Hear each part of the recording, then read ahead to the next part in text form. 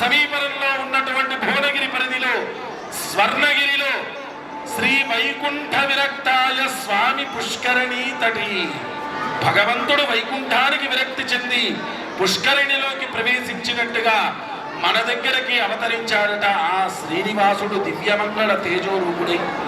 అలాంటి ఆ జననారాయణ స్వామి వారికి చక్కగా మనము నక్షత్ర హారతిని ఇప్పుడు మనం చేసుకోబోతున్నాము.